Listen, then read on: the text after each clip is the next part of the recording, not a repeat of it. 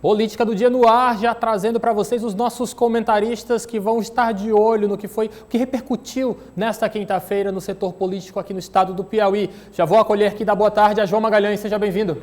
Olá, Levi, boa tarde para você, boa tarde a todos. Edna Maciel também veio, seja bem-vinda, boa tarde. Colegas e a nossa audiência. Eliezer Rodrigues, boa tarde, seja muito bem-vindo, tudo bem? Boa tarde, entrada em grande estilo, Livio Galeno. Boa tarde a você, ao João Magalhães, a Ed, nossos telespectadores, é muito bom estar aqui. Eliezer, a gente não brinca em serviço não, Eliezer. Vamos começar com o nosso primeiro assunto, porque a CPI do Transporte Público da Câmara Municipal de Teresina fiscalizou nesta quinta-feira, presencialmente, as garagens de empresa de transporte urbano aqui da capital. Vamos conferir como foi. A equipe de fiscalização foi surpreendida. A garagem estava lacrada com dezenas de ônibus parados. E elas estão lacradas. Nós viemos aqui pela CPI, juntamente com a fiscalização aqui do S-Trans. Para que nós estamos fazendo essas vistorias? Para que a gente exatamente tenha essas informações concretas no local, para que o povo saiba de que as empresas que ficam cobrando depois subsídio da passagem, cobrando recursos, cobrando dinheiro do poder público para operarem, nesse exato momento, 1º de julho de 2021, essa aqui que compõe duas empresas estão lacradas. A primeira empresa a receber a visita da CPI, junto com fiscais da S-Trans e representantes do Sindicato dos Rodoviários, foi a Intracol, que é sede de um consórcio de linhas das zonas Sudeste e Sul. Na sequência, foi feita uma abordagem à empresa Transcol, sediada na Zona Sul. A ordem de serviço é de 60 ônibus, mas ela está rodando com a metade. O que é a ordem de serviço, meu povo? A ordem de serviço, ela não é nem a quantidade de que era lá no início da licitação. Já foi um acordo, um ajuste que foi feito das gestões anteriores com os empresários. Mas a ordem de serviço, que é o que a S-Trans determina de quantidade de ônibus para circular, essa empresa, por exemplo, opera com a metade praticamente. Tem 32 ônibus só que circularam aqui, segundo a fiscalização da S-Trans. O que é que isso mostra? Se na ordem de serviço era diminuta, imagine o que está sendo executado. A S-Trans afirma que diariamente são produzidos relatórios com informações sobre o funcionamento do transporte e que as ordens de serviços devem ser cumpridas conforme a determinação. A visita é até boa para que a gente saiba de fato o que está acontecendo neste momento e com relação ao transporte de Teresina de um modo geral. Então essas visitas são boas, são válidas, porque daqui o pessoal já da Comissão Parlamentar de Inquérito já vai tirar todas as conclusões e aí a gente vai sentar para ver como é que vai ficar a situação para o futuro em relação ao nosso transporte. A direção da empresa Transcol, em que tivemos acesso interno, não quis se manifestar quanto às cobranças apresentadas no trabalho de fiscalização da CPI. Esses momentos de estar em loco sempre traz realmente informações agregadoras e esclarecedoras. Eliezer Rodrigues, como é que você realmente avalia esta visita em loco, garagens de transporte de ônibus realizado nesta quinta-feira? O termo utilizado pelo presidente da CPI, o vereador Dudu, foi blitz. Blitz, no caso, foram realizadas, obviamente, sem um aviso anterior a essas empresas que estão em um processo de investigação e aparentemente têm dificultado o acesso às informações.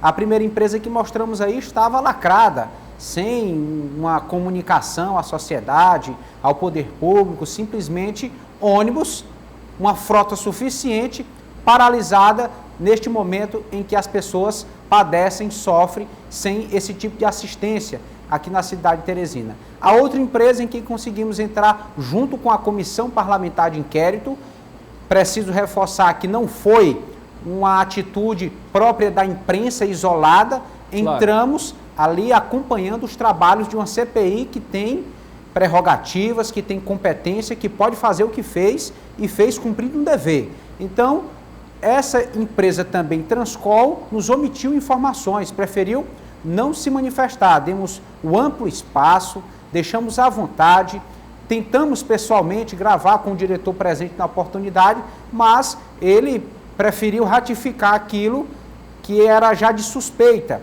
que a ordem de serviço para uma determinada frota da empresa estar em circulação não está sendo cumprida, está pela metade. Então, isso prejudica ainda mais o trabalho de solução dessa crise do transporte público e vemos a própria S-Trans desconhecendo parte da realidade do setor de transporte.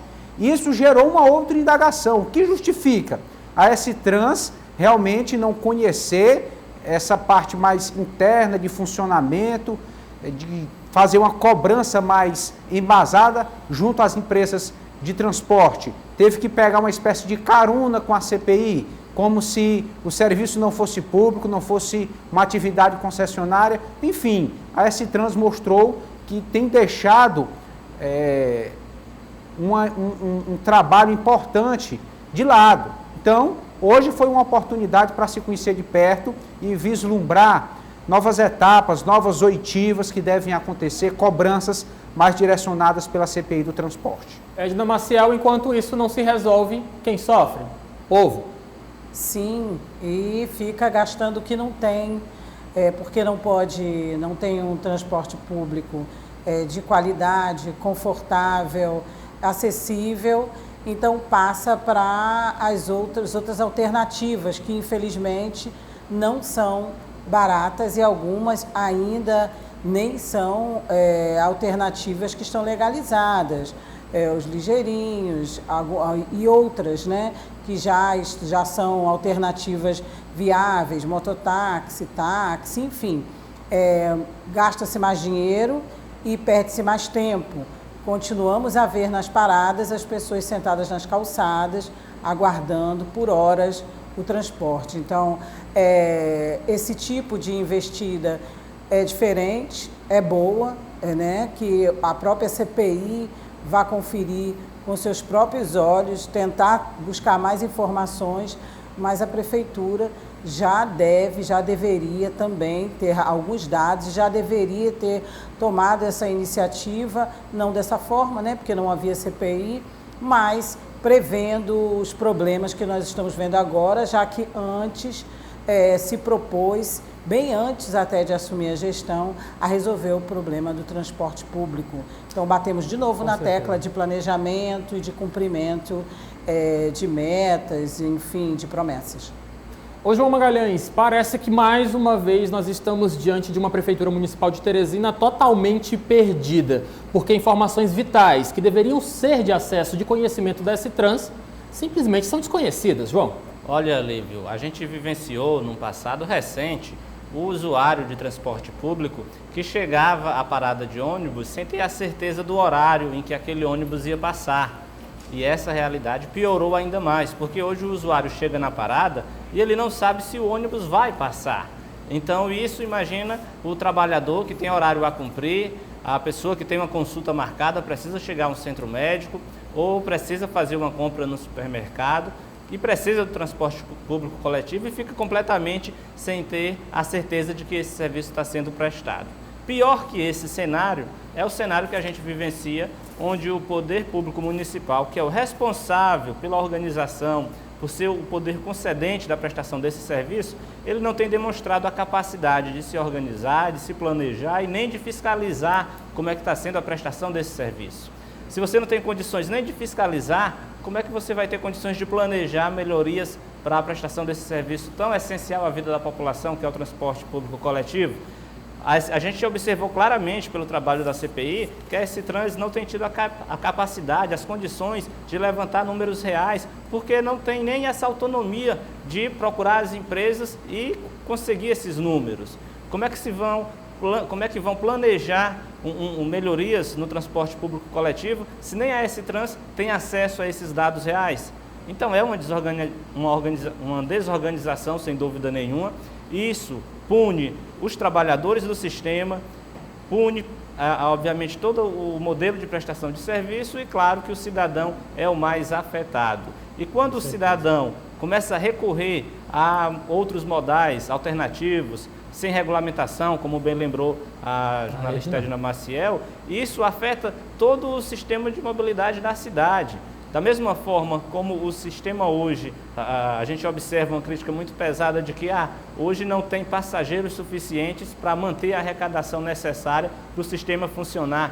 Mas isso é uma via de mão dupla, porque obviamente, se você precisa ir ao trabalho e você não tem certeza que o ônibus vai passar, você precisa dar um jeito. O empregador muitas vezes não quer saber se você vai chegar de ônibus, de carona, de Uber. Não, o empregador quer que você cumpra o seu horário no trabalho. Verdade. Então, sem dúvida nenhuma, é lamentável esse cenário que a gente observa esse cenário do transporte público coletivo de Teresina, e ficamos muito tristes ao saber que o poder responsável por planejar as melhorias não tem tido a capacidade sequer de fiscalizar, quanto menos a de planejar. E a responsabilidade da fiscalização da prefeitura, né, Eliezer? Para se ter uma ideia, Lívio, do problema que precisa ser resolvido, praticamente toda a base de informações do sistema de transporte parte do CETUT, ou seja, do Sindicato das Empresas, dos empresários. Eles informam se as rotas estão sendo cumpridas, se determinada frota está em circulação. A própria bilhetagem eletrônica, a forma de cobrança das passagens, fica também na mão dos empresários. Eles informam quantas passagens devem ser recompensadas, subsidiadas pela Prefeitura de Teresina, ou seja, a Prefeitura praticamente só diz sim, amém, tudo bem, ok, sem ter uma certeza forte, uma certeza concreta daquelas informações que estão sendo repassadas pelo CETUT. Chega-se ao ponto, por exemplo, no momento da discussão da tarifa, da S-Trans apresentar um cálculo referencial para a tarifa técnica e o CETUT apresentar outro maior, e a cobrança parece superfaturada. Esse ponto também está sendo investigado pela CPI, porque a tarifa técnica do CETUT é maior, há aí uma diferença significativa. A tendência é que esses números venham à tona e venham em grandes proporções, já que esse contrato vem de longos anos, mas é a atual gestão da Prefeitura de Teresina que se comprometeu em resolver e precisa resolver em prol da população. Olha, Lívio, Eliezer e Edna, é bom lembrar que toda essa confusão de números, que realmente muitas vezes não são os únicos, né? Às vezes vem das empresas de uma forma, a Prefeitura fica sem acreditar. A gente sabe que uma auditoria seria suficiente para atestar a validade, a credibilidade desses números.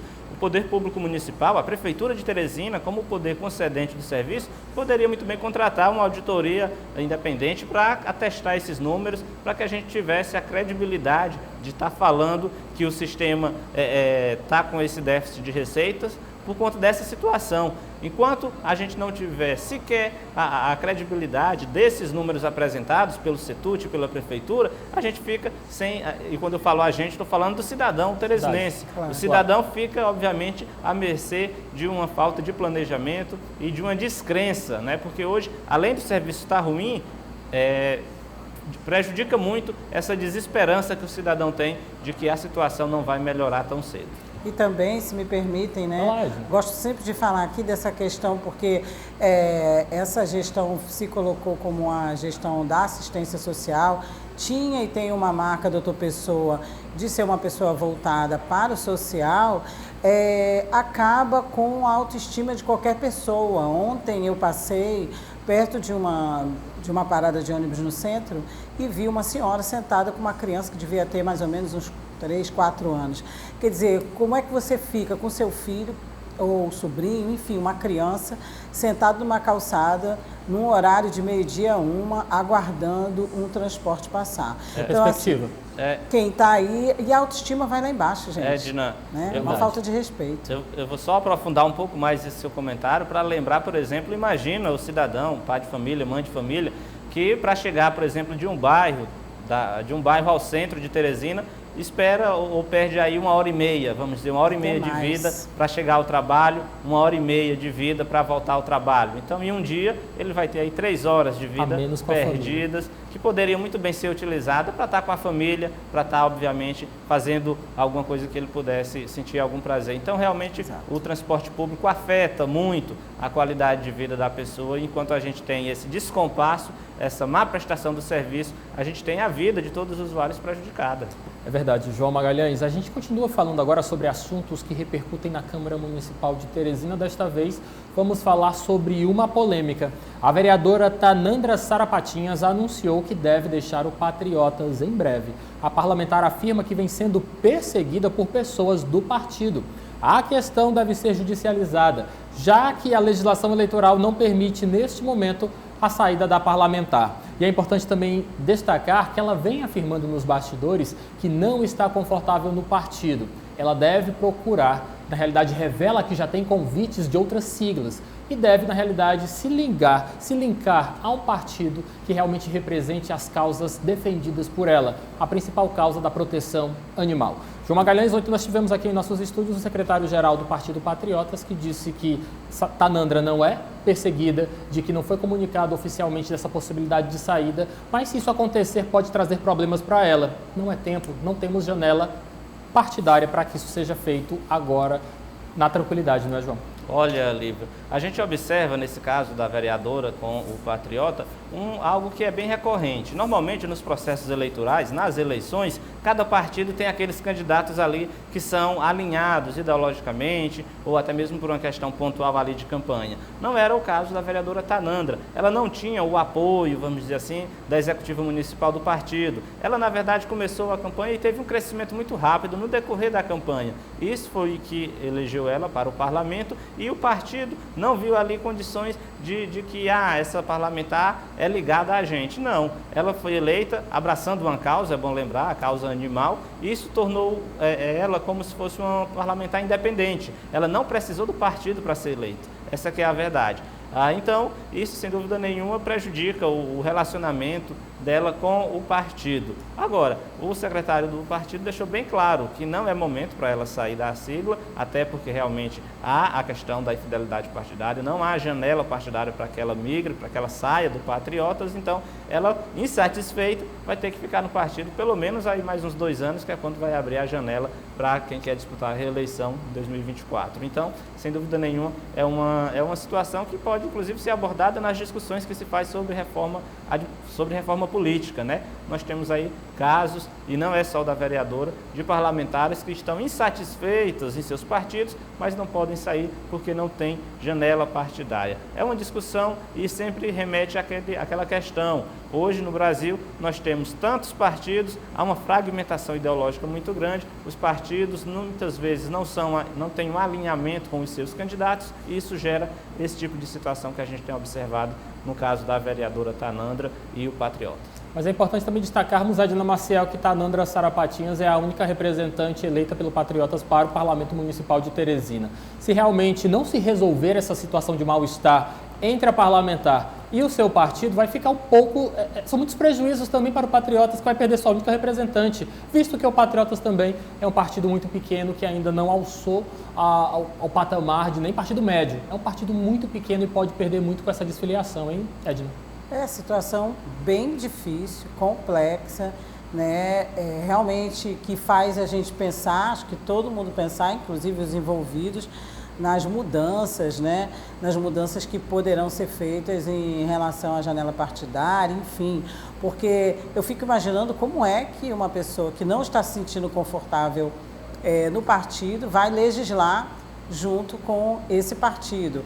Esse é um prejuízo. Outra, como você bem citou, o partido é pequeno, o partido ainda não tem tanta visibilidade e pela própria campanha que ela fez, mesmo pela marca, pela sua bandeira, que pode não ser a mesma do partido, nem ter nada em comum, mas ela foi eleita e o nome dela sempre será ligado ao partido, né? Então, é mais uma divulgação, enfim, ela acaba representando todos dois, tanto o nome dela ao partido e vice-versa. Outra, e o eleitor? Como é que fica nesse impasse, né? Tanto da parlamentar, que está insatisfeita com o seu partido, como do próprio partido, enfim. é uma situação difícil, muito ruim para ela, ruim para o partido e pior ainda para o eleitor. Então, até porque ainda tem muito tempo.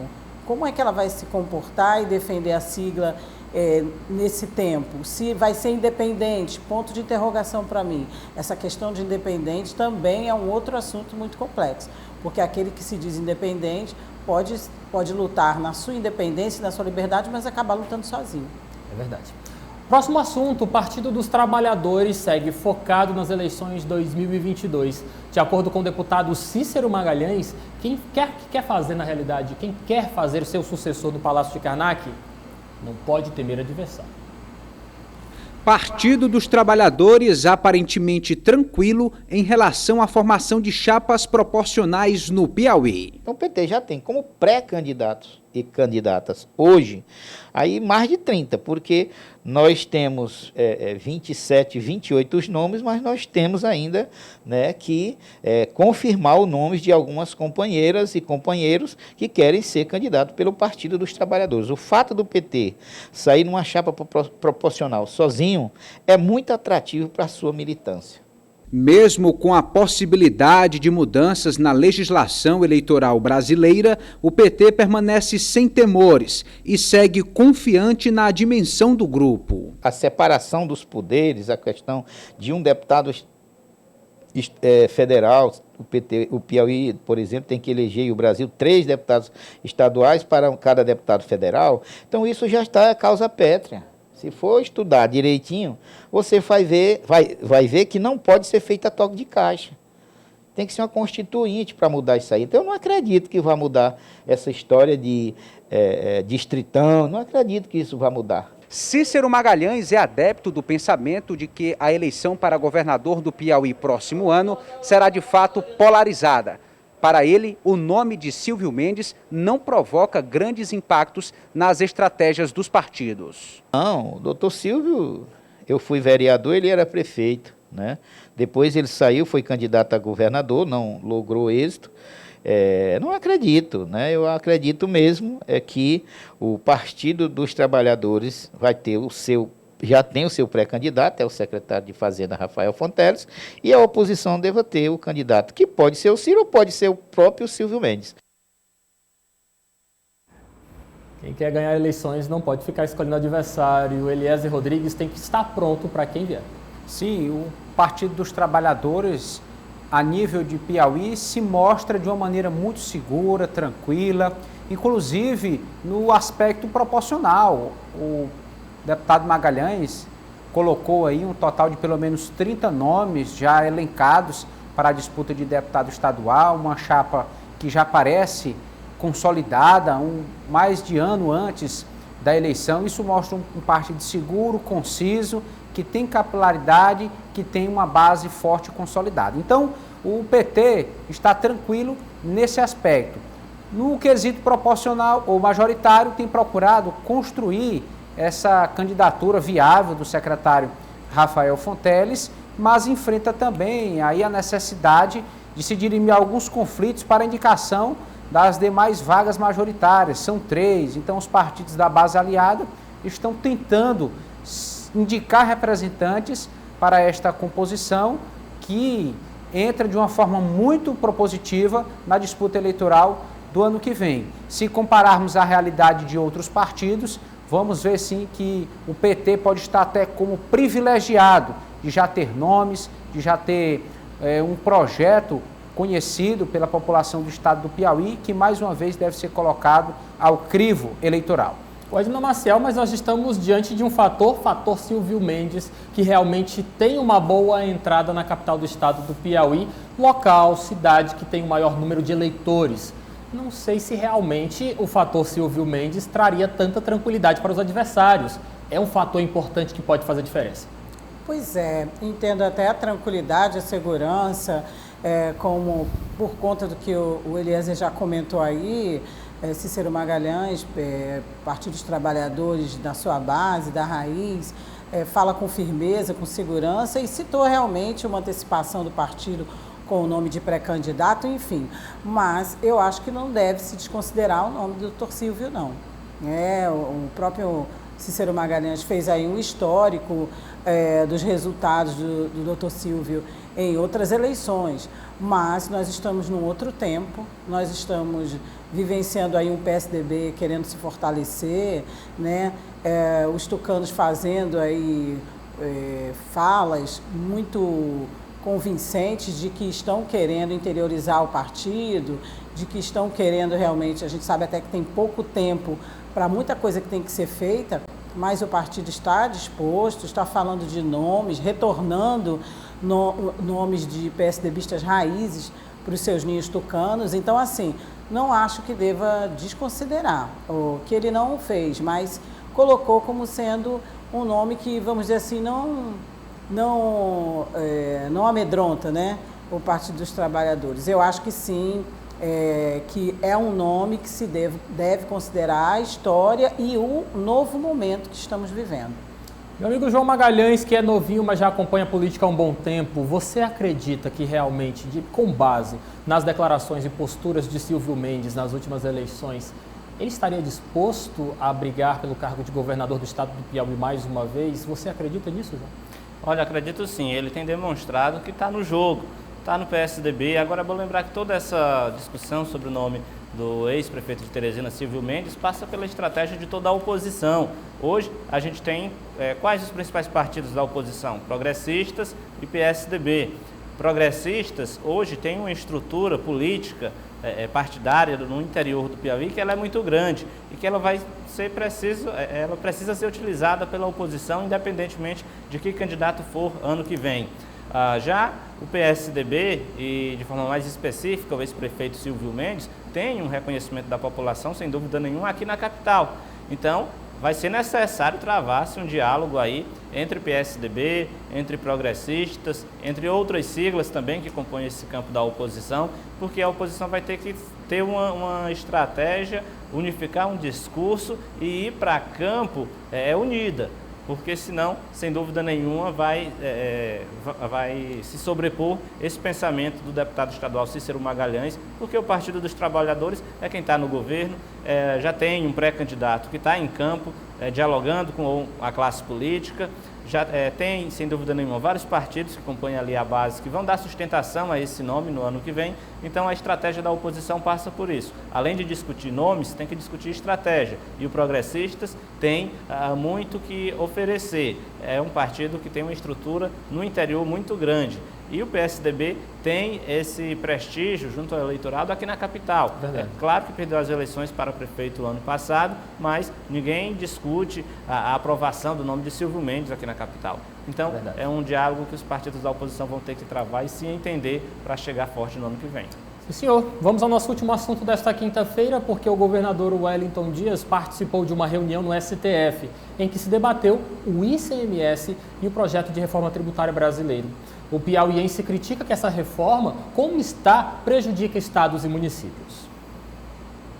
Sobre uma ação que tramita, e essa ação ela interfere na política tributária, mais notoriamente em relação ao ICMS, sobre a incidência em áreas como energia, telecomunicação, e isso faz uma alteração muito brusca no Brasil, se ela prosperar, em que coloca uma ruptura, uma quebra, de um lado do pacto federativo, do outro lado na autonomia dos estados. E o mais importante, ela coloca um prejuízo de imediato para estados e municípios da ordem de 26,6 bilhões de reais. Numa conjuntura como essa, desequilibra estados, desequilibra municípios, retira recursos da educação, retira recursos da saúde e assim ela consegue colocar uma dificuldade ainda maior. Eliezer Rodrigues, governadores preocupados, querendo realmente rever esse projeto de reforma tributária, principalmente do reparte da fatia do bolo dos recursos federais que chegam aos nossos estados. Eliezer? A reforma tributária é uma das agendas propostas pelo presidente Jair Bolsonaro. A intenção é reduzir a quantidade de tributos e fazer uma redistribuição mais justa, equitativa entre os entes federativos. Mas, claro, o ICMS é um dos principais impostos de qualquer estado gera um impacto diretamente no cofre do estado, no caso Piauí. Então é natural que os governadores tenham essa preocupação. O governador Wellington Dias está tentando proteger as receitas do estado para garantir o funcionamento da máquina, futuros investimentos, tudo que precisa ser feito de uma maneira muito equilibrada e muito ponderada. João Magalhães, nós estamos diante também de outra questão que sempre levanta polêmica no estado do Piauí, ICMS. Sem dúvida nenhuma, é o imposto que é responsável aí pela principal fonte de arrecadação própria, né, do estado e que é motivo de disputa, não só que é o principal motivo de disputa também entre estados, né? Há essa discussão, estados grandes contra estados pequenos, enfim, é uma guerra fiscal entre os estados que precisa ser resolvida lá no âmbito da reforma administrativa que tramita lá no Congresso. Então é necessário realmente que os chefes de executivos estaduais, assim como os prefeitos, procurem, obviamente, os parlamentares, deputados federais e senadores, para que cada um apresente aí as suas principais reivindicações. Sem dúvida nenhuma, a reforma tributária é uma grande chance do Brasil deixar mais justo, né, a cobrança de impostos, porque hoje realmente é só procurar qualquer especialista que ele vai dizer que os pobres, por exemplo, pagam mais impostos que os ricos do ponto de vista proporcional, claro. Então, é uma discussão que é necessária e que precisa ser feita, e está sendo feita lá no âmbito do Congresso, então é preciso que realmente os governadores procurem abrir esse canal de diálogo e participem das discussões, porque de fato são eles que controlam o orçamento dos estados, é eles que têm essa consciência do que pode melhorar, do que pode e onde podem ceder nesse tipo de negociação em relação à reforma tributária. Muito bem. Edna Maciel, mais uma vez estamos diante, de certa forma, de uma atitude nacional do governador Wellington Dias, buscando ocupar espaços que deveriam ser discutidos, é claro, a nível de federação. Mais uma vez, o governador do estado do Piauí busca ocupar espaços que, de certa forma, estão não preenchidos. Como sempre, esse é o perfil do governador, é o que ele tem feito ultimamente. E quando se fala de bilhões, né? Quando se fala, se não me engano, aí 26,6, quando se fala em mexer em investimentos na área da saúde, da educação, temos que realmente pensar que a reforma, se ela é necessária e se ela vem para que a gente possa ter uma distribuição melhor desses que são os serviços que nós precisamos tanto, né? Já que todos pagamos impostos, e como vocês bem frisaram, o principal imposto de circulação sobre mercadorias é o carro-chefe.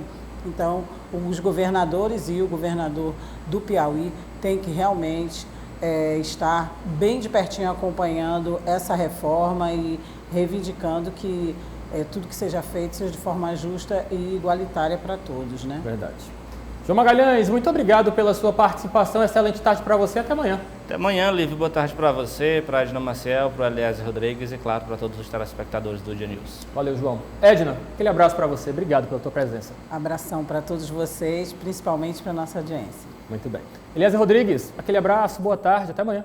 Boa tarde, Lívio. Também gostaria de, rapidamente, aqui aproveitar a oportunidade e referenciar uma família da Zona Sudeste que acompanha frequentemente o nosso quadro, gosta, valoriza. Mandar um abraço para a dona Liliane, esposa do Neném do Diário. Eles moram próximo à Praça do Bambu, no bairro de Seu 2. Muito obrigado, até amanhã. Coisa boa, um grande abraço a você que nos acompanha. Lembrando, é claro, que todo o nosso trabalho jornalístico é para você do nosso querido bairro de Seu Arco Verde, aquele abraço. Muito obrigado pela audiência. Tchau, pessoal, até amanhã. Política do Dia.